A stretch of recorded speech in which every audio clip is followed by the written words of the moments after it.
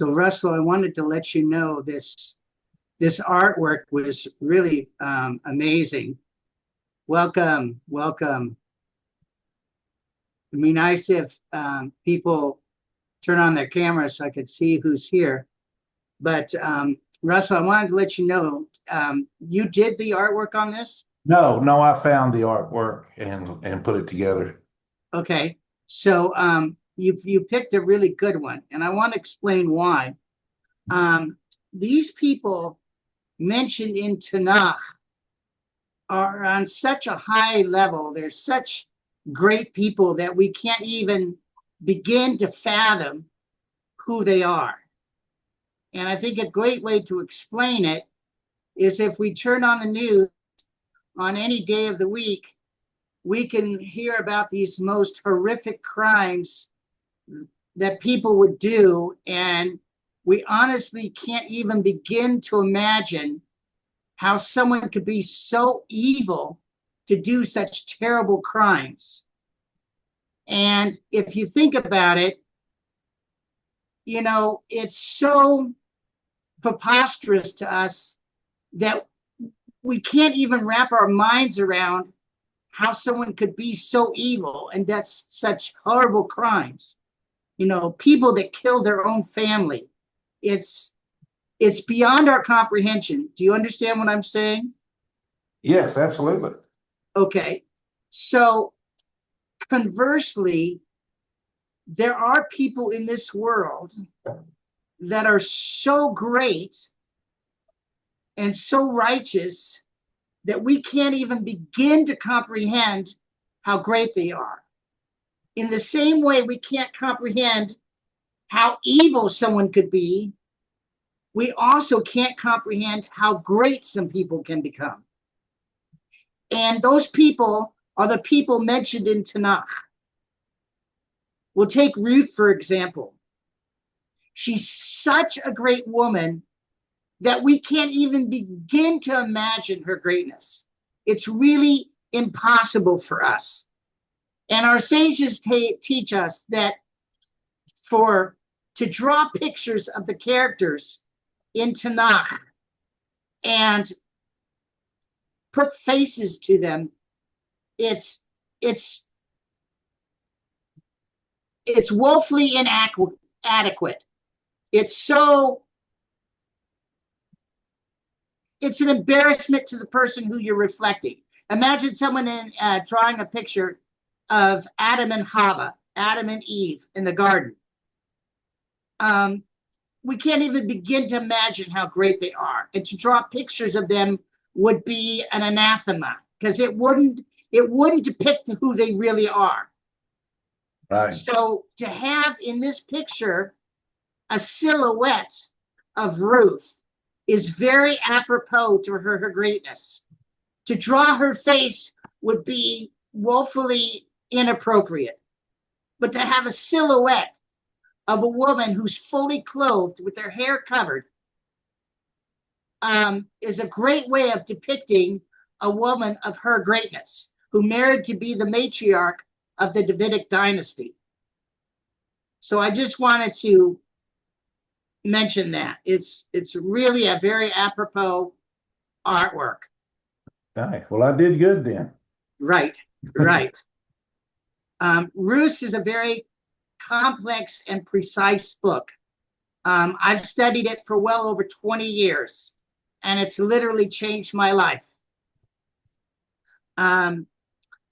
People should realize that the Tanakh, the Torah, is written intentionally to be written ambiguously, so as to be open to more than one interpretation. The reason for this is to allow free will to exist. If it was obvious to anybody or to everybody that Judaism was the truth, and King David and his great-grandmother Ruth were of unspeakable greatness, then everyone would be Jewish, and there would be no cause for rewarding us for choosing the right and not choosing the wrong. So God has to hide himself in the words of Tanakh, in the words of the Torah. And it's up to us, it's up to mankind to search out these words diligently and seek out the understanding, the correct understanding from the Jews who gave us the Tanakh in order to find out what the real message is. And the book of Ruth is an excellent example of this. People, you could go onto YouTube and type in the book of Ruth, and you'll literally find thousands and thousands and thousands of preachings on this book. And 99.9% of the people have no idea what they're talking about.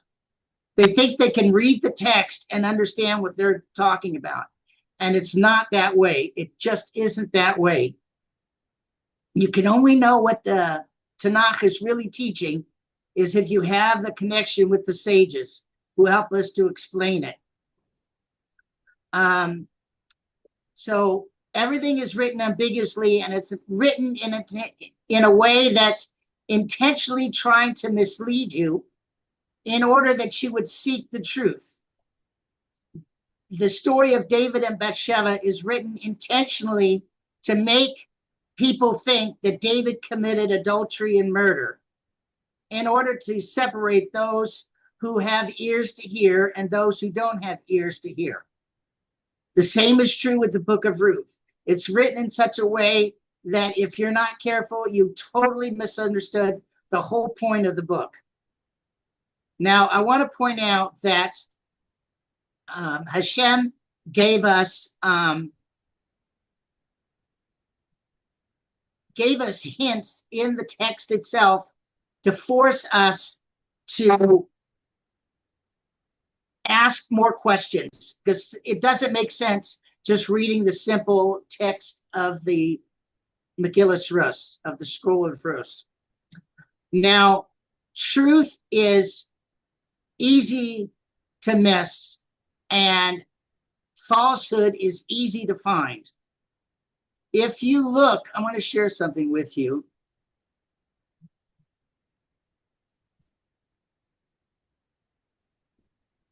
If you look at the word sheker, the way it's written in the Sefer Torah, shin kuf resh, it means falsehood.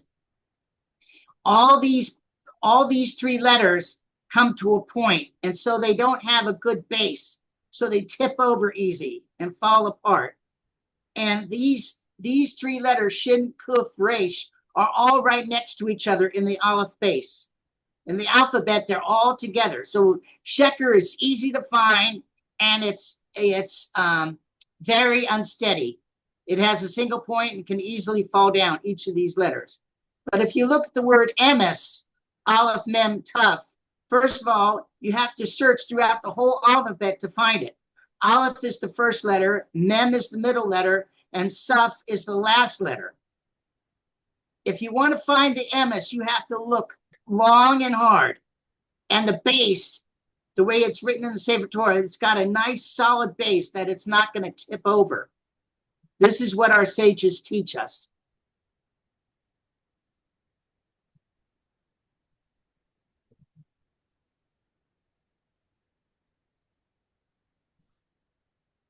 So now let's move on.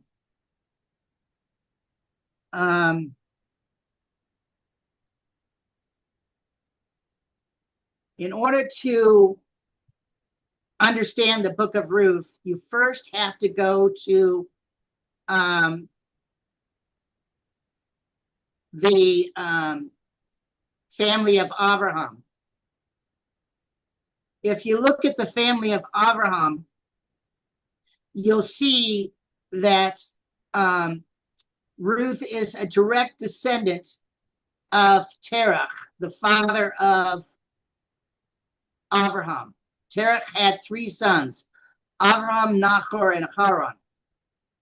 Haran died young, and Abraham married his niece, Sarah. And Nahor married his niece, Milcah. And Lot was their brother. Lot brought Moab into the world, and Moab brought Ruth into the world. Boaz is a direct paternal descendant of Abraham, Yitzhak, Yaakov, and Yehuda.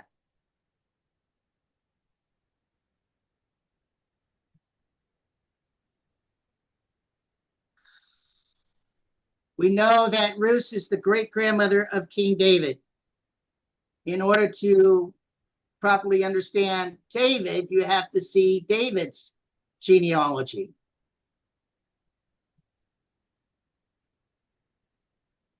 If you look at his genealogy, this is all going to come out as we study the book of Ruth. All these people that are listed in the Megillah Ruth. And we have this little chart over here from where Ruth comes from. Ruth comes from the daughters of Lot. And I'm sure all you guys are familiar with that story. And that they were with their father only because they felt like there was no other man on earth to populate the world. And because they wanted to save the world, God rewarded them. Both of these daughters of Lot, he rewarded them that they're both in the line of Mashiach. The first daughter had a great-great-great-great-granddaughter named Ruth, and the other daughter had a great-great-granddaughter named Naaman, who was the wife of Shlomo HaMelech, the wife of King Solomon.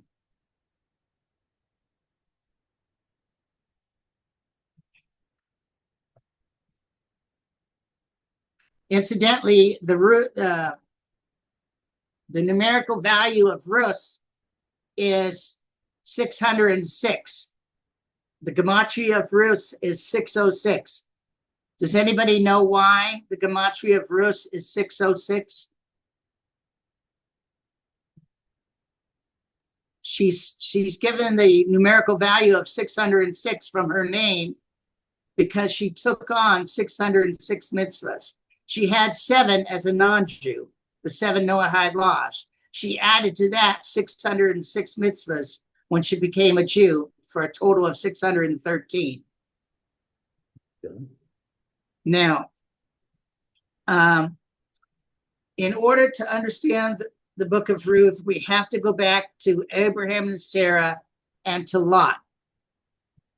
We know that Lot was in the cave with his daughters, and that brought Moab into the world, and Moab brought Ruth into the world. But before we get to this point, we have to go back to Bereshit 14, where Lot was kidnapped in order to trap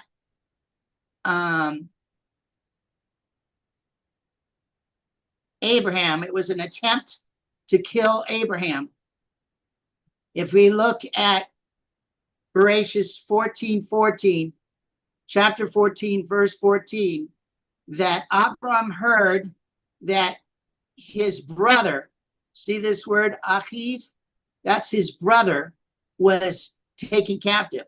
Now we know that it was actually his nephew, but the Torah calls him his brother. And if you think about it, if we go back to the chart of Terach's family, we see that Lot is a nephew of Abraham, just like Sarah is a niece of Abraham. Abraham married his niece. So just as the Torah calls Lot Abraham's brother, so Sarah is Abraham's sister. So when Abraham says that Sarah was his sister, he wasn't lying, in the sense that Terach has a granddaughter named Sarah and a grandson named Lot. And Abraham is in this tree. So Abraham, in a sense, is like brother. Abraham and Sarah are like brother and sister. And just like Abraham is a brother of Lot, according to Bereshit 14:14, we see that he didn't tell a lie. Anyway, let's move on. In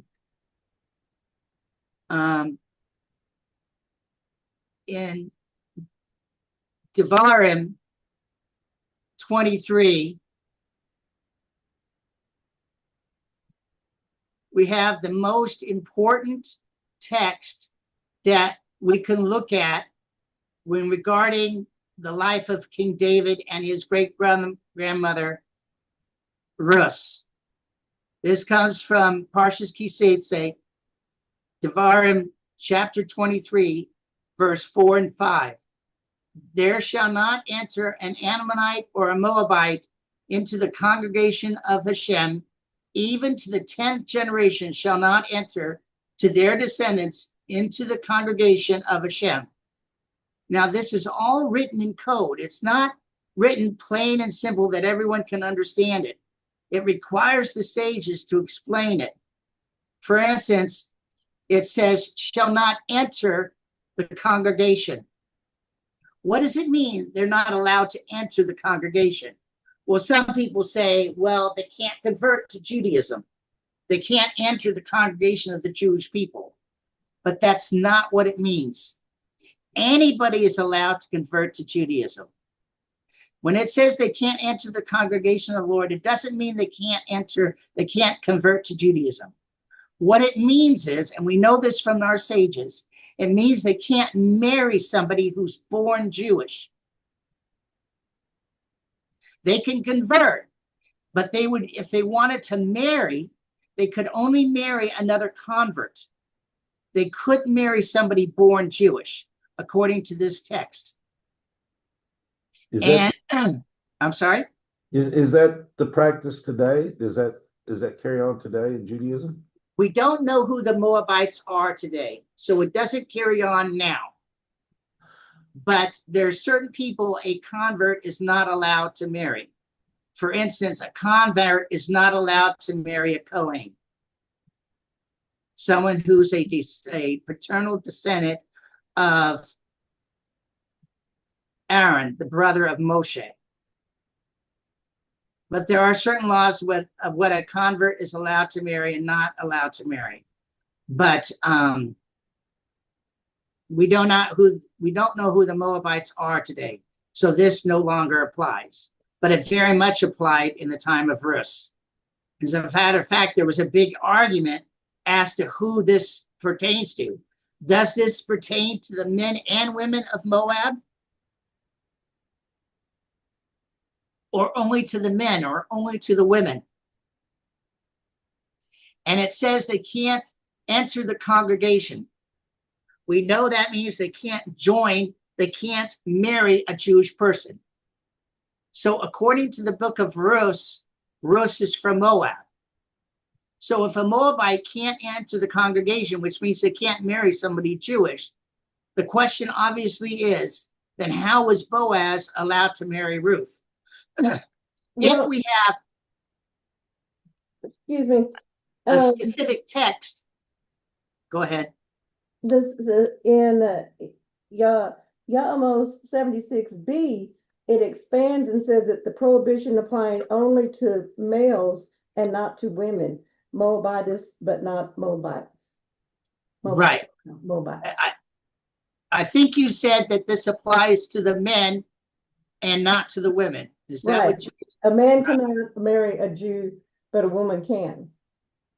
A man cannot marry someone born Jewish, right. But a woman could marry a man who is born Jewish.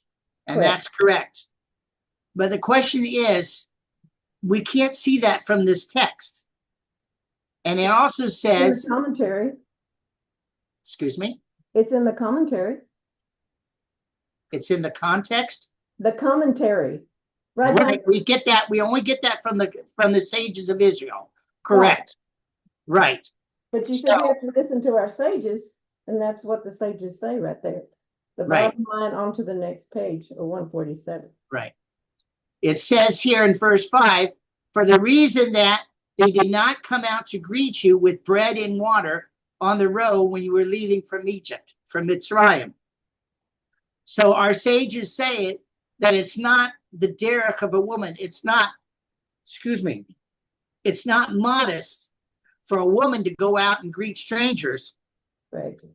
to greet strange men. Therefore, this decree in Parshas Kisei only applies to the men and not to the women.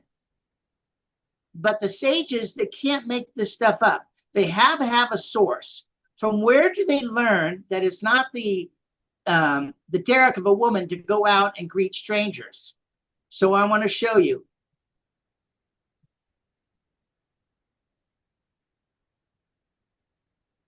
We learn this from the story of Abraham and the bris of Avram Avinu. After his circumcision, God sent 3 angels, 3 malachim, to come and visit Abraham, and each angel had its own mission. One angel had the job of healing Abraham from the circumcision. Another angel had the job to tell Sarah the good news. Now she was going to have a son. And the third angel, what was his job? His job was actually to destroy Sodom and Gomorrah in the next chapter. So if you only have one mission, if this angel only has one mission, and his mission is in the next chapter, why is he in Bereshit 18 if his job is not until the next chapter? And the answer is because they had an extremely important question to ask Abraham, a legal question they needed to ask him. What was the legal question? The question was, should we save Lot or should we not save Lot? Well, why is that a question? God told you to go destroy Sodom. Go destroy Sodom. Yes, but we need to know, when we go to destroy Sodom, should we rescue Lot or should we not rescue Lot? Well, why is that a question? Well, we could see that if we rescue him, we could see prophetically that he's going to be in the cave with his daughters. And that's going to bring Moab into the world. And Moab is going to bring Ruth into the world. But if Ruth is not going to be permitted to Boaz, then why should we bother to save Lot? We need to know, should we save Lot? Well, what does that depend on? It depends. Are the women obligated to go out and greet strangers? Or is it not considered modest? Is it considered immodest for a woman to serve strange men? Well, how are we going to know that? Well, we're going to go to the leader of the religion, Abraham himself, and ask his question. Should we save Lot? Is it the way of a woman to go out and greet strangers? Does this decree in Deuteronomy 23, does that apply to the men and women of Moab or only to the men? Well, what does that depend on? It depends. Are the women obligated to go out? Well, how do we know that? Well, we go to Avram Avinu and we ask Avram, are the women obligated to go out and greet strangers? But they didn't word it that way. They came very subtly as strangers, as guests. And they asked him this all-important question right up here at the top. Aye Sarah Ishtecha. Where is Sarah, your wife? Now, I'm here to tell you, this question, Aye Sarah Ishtecha, is one of the most important questions that's ever been asked in all of human history. And I'm not overstating it. If anything, I'm understating it. So why is the angel there and why are they asking about his wife? Because they need to know, is Ruth fit to be married by Boaz or is she not? Well, what does that depend on? It depends. Are the women obligated to go out? Well, how do we know that? Well, we ask Avram, you, the man, you've come out to us, strangers, and brought us bread and water. But now we need to know, where's your wife? Is your wife also coming out to greet strangers and serve us food? Now, if we understand the question, for sure Avram understood the question. And what does he say? He says, Vayomer hine ba'ohel. And he said, behold, she is in the tent. What he was saying is, go save Lot. Ruth is legitimate and David is legitimate. What do we learn from this? David's entire legitimacy is traced to the modesty of Sarah. Where is Sarah, your wife? Behold, she's in the tent. What he was saying to them was, go rescue Lot. Ruth is legitimate and David is legitimate. What do we learn from this?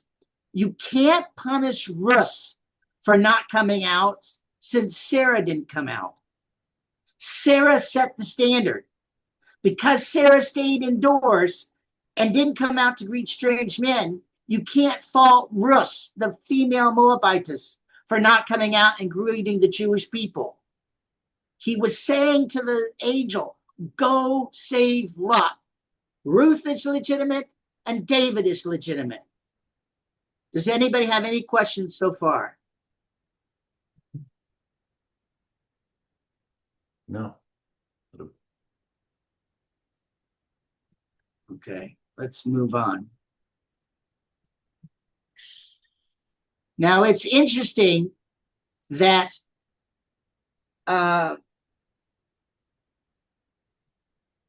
penalty was, the crime was that they didn't come out with bread and water to the Jewish people. They weren't hospitable and bring us food and water. Now, if you look carefully at the story of the circumcision of Abraham in Bereshit 18, you'll see that when the Malachim asked, where is Sarah, your wife? What was Sarah doing at that moment? The answer is she was preparing the food for the guests.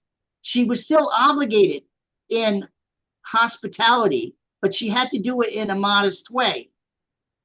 So she was preparing the food. And we see that when Ruth went into Israel and they were penniless and her mother-in-law had nothing to eat, Ruth said to her mother-in-law, let me go and glean for you. And Naomi said to her, go, my daughter. When Naomi said, I want to go and glean for you, she's proving that she is not like her pagan relatives, that she's no longer related to, because she went out and brought the food for Naomi. And that was their crime, that they didn't show hospitality. They didn't have a Hakor, they didn't have gratitude toward Abraham for saving Lot when he was kidnapped.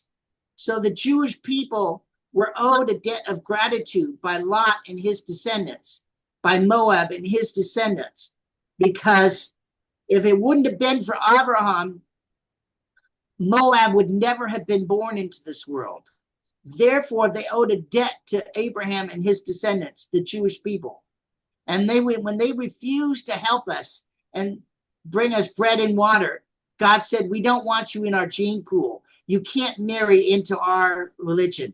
You can join our religion, but you have to marry another convert. Why? What's the reason? Because you couldn't say thank you? Our forefather risked his life to save your forefather, and you can't even say thank you? God said, we don't want you in our gene pool. That's how seriously God takes not having a Kor Satov.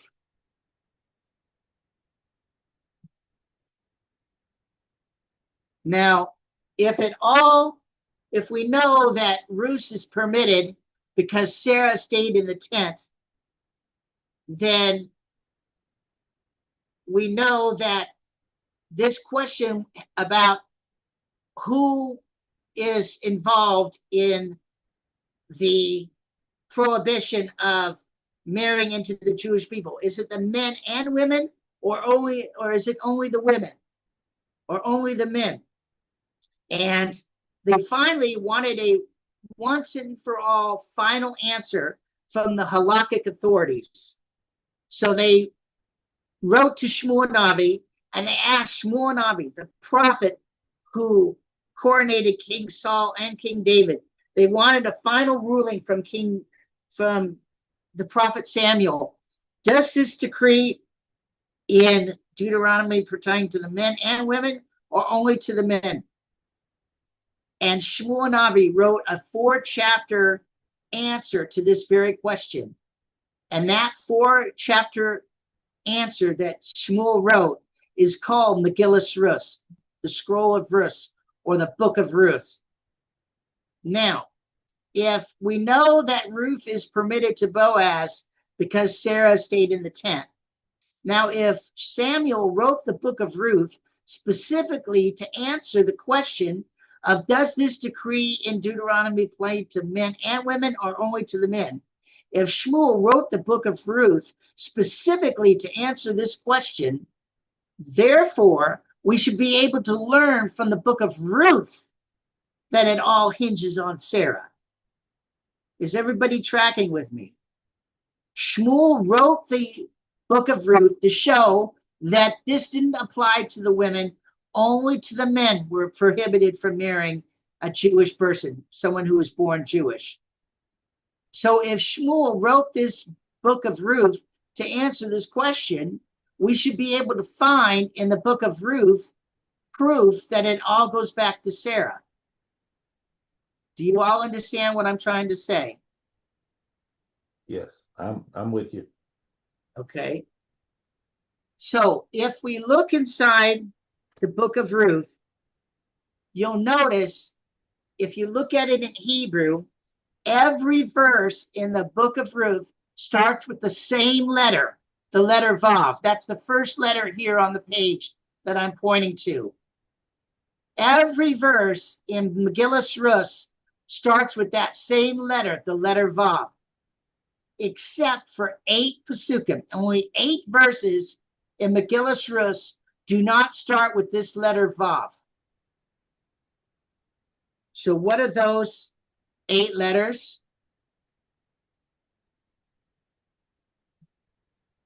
Those 8 letters are Yud, Shin, Ayin, Yud, and yet that spells out Yishi, which means my salvation. Base, Aleph, Hey, Lamed, Ba'ohel, in the tent. Shmuel Navi coded into the book of Ruth this phrase, Yishi Bohel, my salvation is in the tent. Clearly a hint back to Sarah, who stayed in the tent. Does everyone see this? Yes. Yes. Every verse in Megillus Ruth starts with the same letter Vav, except for 8 pasukim. 8 verses don't start with the letter Vav. What are those 8 letters? These 8 letters that are on the screen right here. And it spells out a secret message. Yishi Bohel, my salvation is in the tent. Now, what's the obvious question? If at the end of the day, Ruth is permitted, then why do we need the rabbinic gymnastics? Why do we have this strange dialogue with Abraham and the angel? Where is Sarah, your wife? Behold, she's in the tent. No, just tell us outright. Just give us a verse. Tell us straight out. And why does Samuel the prophet, have to code it into the book of Ruth? Just give us a verse that tells us outright. Does everybody understand the question? Yes. So why is it like this? And the answer is, it's to give us free will and to force us to go to the sages for the answers. If we only have Tanakh, then David can't be the king and Ruth can't marry Boaz. It's only from the oral law that we learn that Ruth is not prohibited and David is fit to be the king. But we only know that from our oral law. Now this phrase, ohel, base means in or with, Aleph Lamed Hey is the tent. There's 2 tents in Torah. One tent is where we live, but the other tent, the more common tent, is a house of study. It's a place where we study the Torah, mainly the Torah Shabbat Peh, the oral law. That's what the ohel is all about, studying the oral law. It says in Torah that Yaakov dwelt in tents That means he dwelt in the study hall, studying the Torah, meaning the written and the oral Torah. So there's a famous question that was asked by the Vilna Gaon. Let me see if I can find it. Oh. The Vilna Gaon asked a very important question. See this phrase right here at the top? This is the most common phrase in all of Chumash. Vayidaber Hashem el Moshe lemor. God spoke to Moses, saying, ask the Vilna Gaon, why does it say Vayidaber and lemor? Let it say God spoke to Moses. Why do we need this extra word lemor, saying? What is that for? Why the double washing? Says the Vilna Gaon, the Vayidaber is the written Torah. The lemor is the oral Torah. You see that? This is the written Torah, and this is the oral Torah. God first gave the written Torah, and then he explained the meaning to Moshe that he was supposed to tell over to the Jewish people.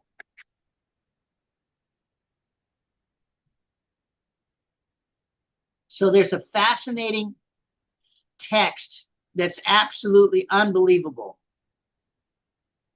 This comes from Psalm 119, the longest parak, the longest chapter in Tehillim. Now, in chapter 119, there's 8 verses for every single letter of the Aleph base. 8 verses for the Aleph, 8 verses for the base, 8 verses for the Gimel. Now we come down to the 8 verses for the letter Shin. You'll see that each verse, each of these 8 verses start with that letter Shin. You see all these Shins? Every verse starts with this letter Shin. If we look at these first 2 verses, it says something phenomenal. And you wouldn't get this reading in English. You have to read it in the Hebrew. Sarim ridifuni hinam umidvarcha chad libi. Officers or princes pursued me without cause, and I was afraid of your word. Why is David afraid of God's word? Well, if you look at this word here, it's umidvarcha. The same 3 letters, the shoresh, the root of this word is mem, dalid, base, resh. See that? Mem, dalid, resh. That's the shoresh of this word. It's the same shoresh as dalid, base, resh. See here?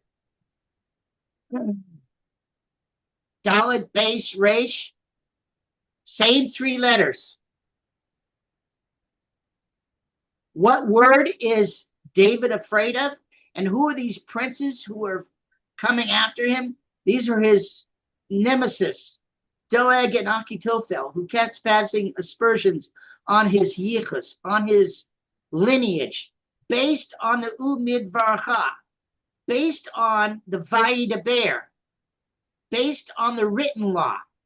What is the written law? The written law says no one from Moab can join the congregation of the Lord, even to 10 generations, because they didn't come out to reach you with dead and water. And David was afraid. Well, they were chachamim, and maybe he wasn't fit to be the king. After all, they brought a verse from Torah. That's a pretty strong argument. But if we look at the next verse, it says, Sas anoki al imrasecha kamotze shorora. I rejoice at your word, your imrasecha, your oral law, that teaches me that I am kosher, like some who finds abundant spoils. So David learned from this oral teaching that the decree against Moab didn't apply to the women, only to the men, because Sarah stayed in the tent. David learned that this decree was not against his great-grandmother, and that there was no problem with him. He learned that from the oral law, from the Imra Secha, the Lemor, same shorish. Look at this word, Aleph Mem Resh. Look at this word, Aleph Mem Resh. Same root word. David learned from the oral law that this decree didn't apply to his great-grandmother. Now, we go back and look again one more time at this phrase coded into the book of Ruth. Yishi ba'ohel. My salvation is in the tent. This is my own novel idea. I haven't seen anybody else say this, but I'm sure someone else says it. But I came up with this on my own after diligent study. Coded into the book of Ruth is this phrase, Yishi Bohel, my salvation is in the tent. Based on what we learned from Sarah, this is clearly talking about Sarah. It's a hint to Sarah. Because Sarah stayed in the tent, you can't punish Ruth for not coming out. But based on this understanding from the Vilna Gaon about the written law and the oral law, which is learned in the tent, that it's taught in the tent, what does this phrase Yishi Bohel refer to? Yes, it refers to the tent of Sarah. But based on what we've learned from the Vilna Gaon, Yishi Bohel refers to my salvation is in the tents of the rabbis who teach that this decree against Moab didn't apply to the women, only to the men. My salvation is in the tent.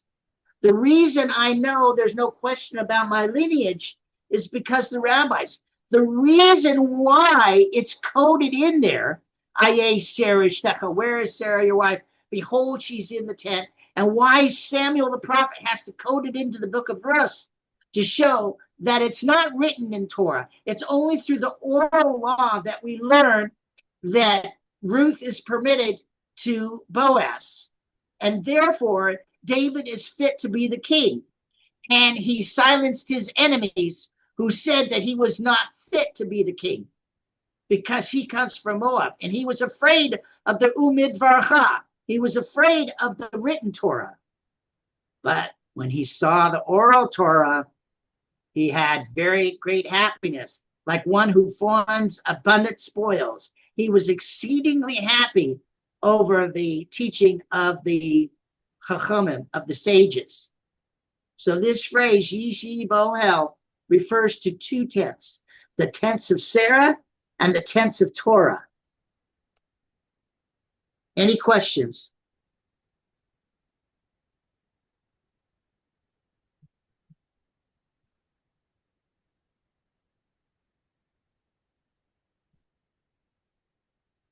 Now, there's a fascinating, see if I can find it here. There's a fascinating Gemara in Pesachim. Now, oh, that's not what I want. Where's Pesachim? Did I not put it here? I'm sorry, I'm looking for something.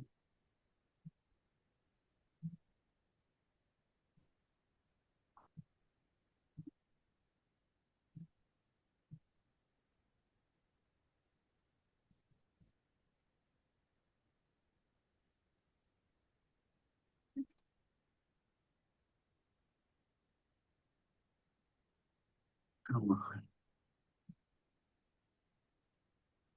Let me pull it up here.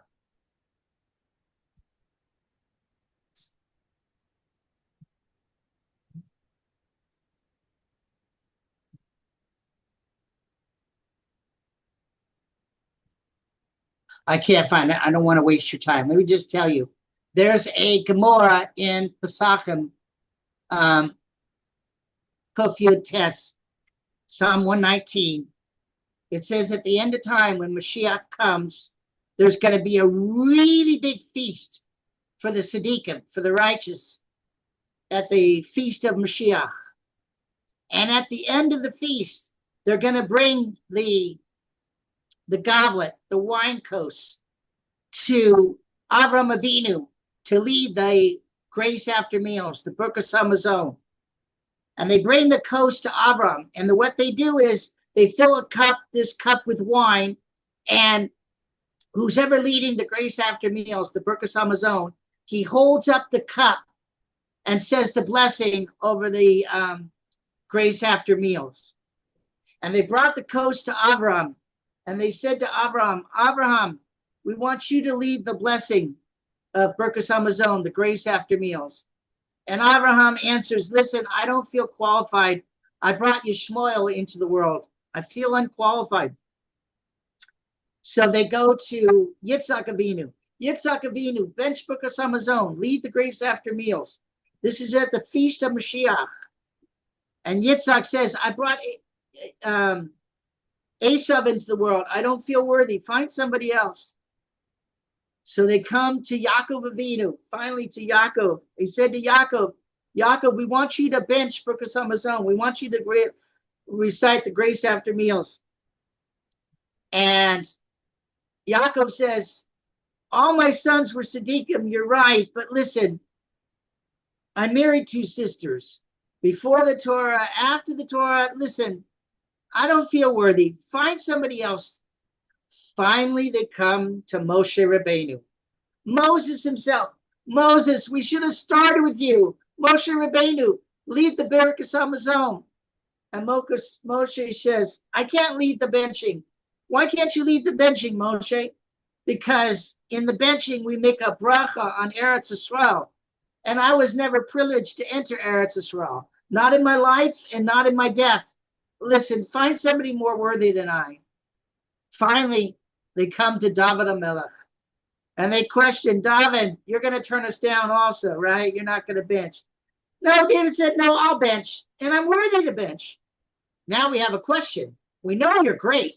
But Avram, Yitzhak, Yaakov, Moshe Rabbeinu, they all found a reason to recuse themselves. What makes you so confident that you can bench? And David says, well, first of all, I'm the king. And the king can't forgive his covet. A rabbi is allowed to forgive his covet, his honor. A father is allowed to forgive his honor. The king is not allowed to forgive his honor. Second of all, I'm a guest. The owner of the house, the Baal Abbas, makes hamotzi, makes the blessing over the bread at the beginning of the meal. But you give the honor of grace after meals to the guest. I'm a guest. How am I a guest? Because my great-grandmother is a Georish. She's a convert to Judaism. Therefore, I'm a guest. But maybe you say I'm not fit because she was from Moab. Then I quote the verse that we say by Havdalah and by Hallel.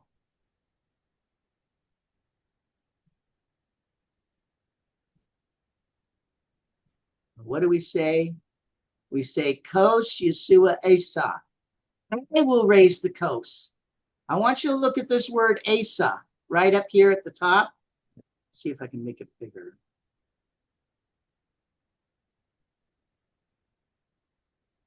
I don't know how to make it bigger, but look at these three letters here.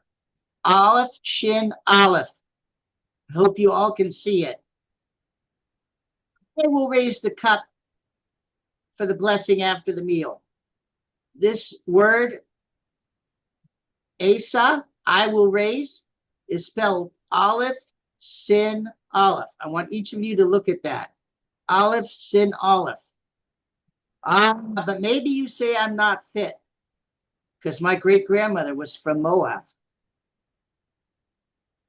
He said, Kos Yeshua Asa. I will raise the cup. This word, I will raise, spelled Aleph, Sin, Aleph. It's hinting to this word here, to these three words. Aye, Sarah, Ishtecha. Aleph, Sin, Aleph. I will raise the cup of salvation. Where'd it go? Aleph, Sin, Aleph. Aye, Sarah, Ishtecha. Because Sarah stayed in the tent, you can't punish my great-grandmother for staying in the tent. I'm worthy to bench. I'm worthy to give the blessing of the grace after meals. Does anybody have any questions? No, I don't. Can anybody else please comment on what you thought about the lesson tonight? I'd like to hear from people.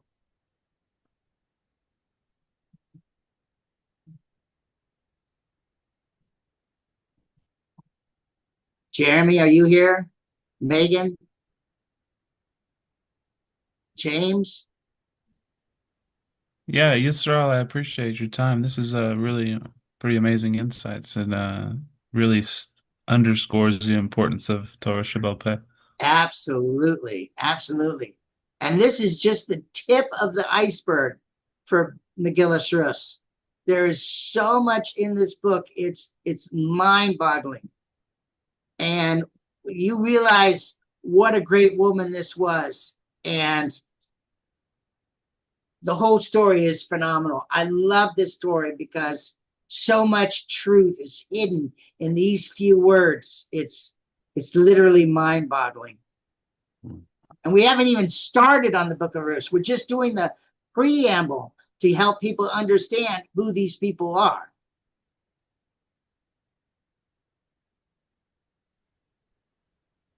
Yeah, this is really good and important information, going into the book of Ruth, because it's I don't know that a lot of people know this stuff or looked at it like this.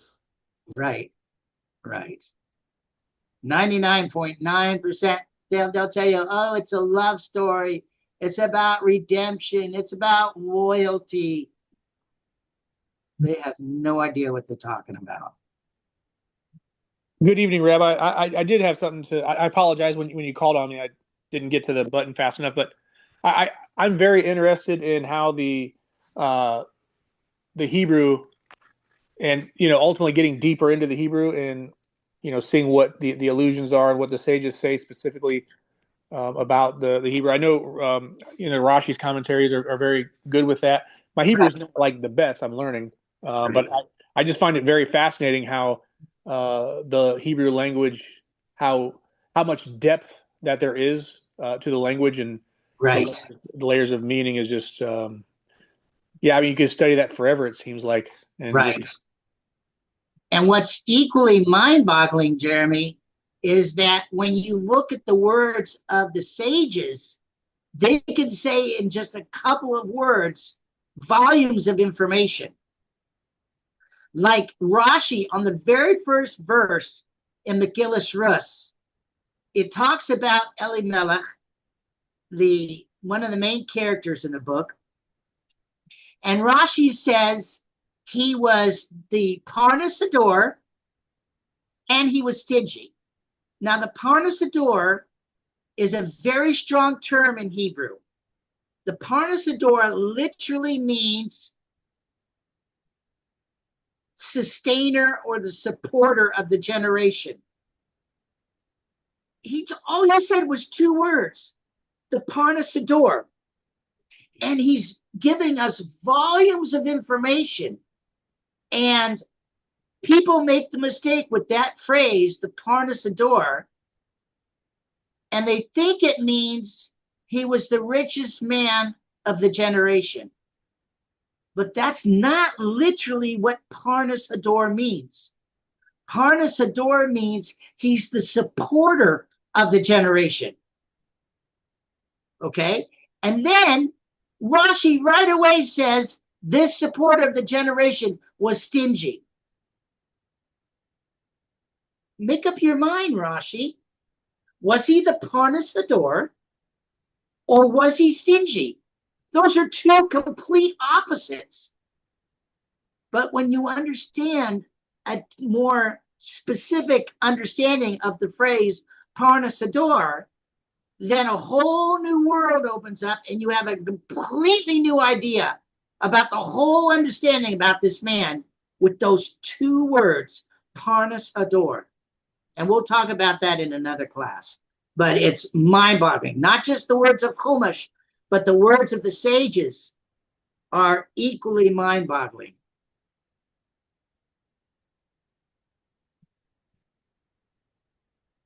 Well, I'd be interested in any feedback that you guys want to share with me. I want to make sure you all have my email address and can contact me. You can contact me on Facebook and I can, or Facebook Messenger, and I can provide you with my email address. Megan, do you have anything you would like to say? Thank you very much. You're very welcome. Do you go by Megan on the in the group chat? Yes. Okay, very good.